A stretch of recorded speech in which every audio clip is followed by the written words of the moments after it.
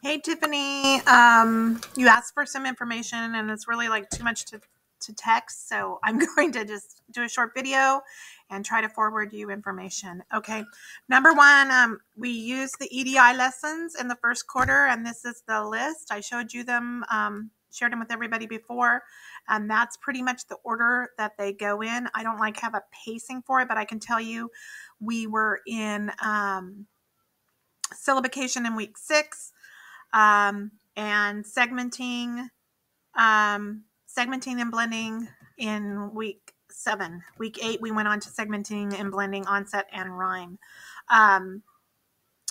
as far as an EDI lesson. And that one was one that the art teachers have provided. So we did explicitly teach all those phonological awareness skills. One thing that we used also, I found once we went into segmentation, was using, let me see if I can show you. Where is it? I just pulled it up. Okay. Picture cards for this is for segmenting and this is for blending. But for segmenting, especially like with the ones that were low, that had a hard time remembering what the word was, or if they're an EL learner. And then it also has, the almost like the Alconin boxes where they can tap. So this really helped with the segmentation practice for the lower students. Another thing that we did was we were faithful to Heggerty, but Heggerty goes on segmenting onset and rhyme way too long. So once the kids were able to segment onset and rhyme, we moved to phoneme segmentation. And I can't tell you exactly what week that is, but we just moved. Once the kids had mastered what we were practicing, we just moved on to the next skill. And we used segmentation practice during our GPR time as well.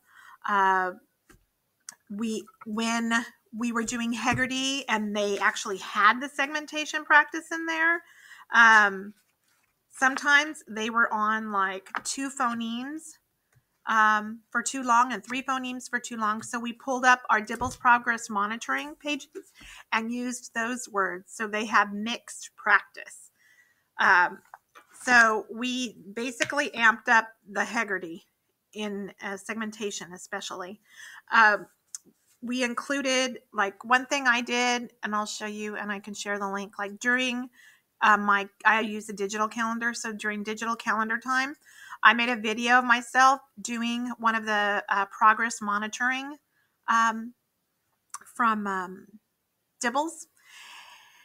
And that way I could watch the students as they were doing it and give them feedback, because if I'm trying to do it with them, I'm looking at the words, I can't see them. So I have a playlist of several of the progress monitoring videos, and I can kind of show you that. That's like this. Hello.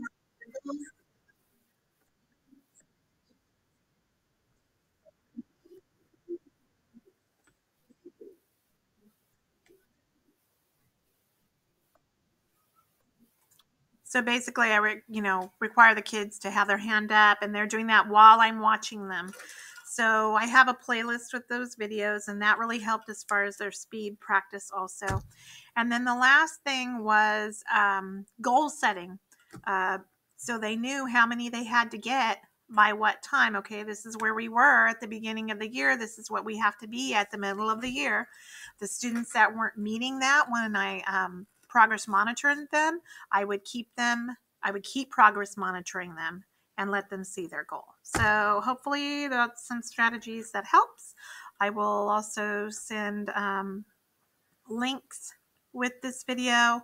The other thing was I made up a blend page with a bunch of words with blends, so that we could, once we mastered, the 3 phonemes, we can move into blends with our phoneme segmentation practice, and also with a deletion and addition of initial phonemes. So that's that. Hope it helps.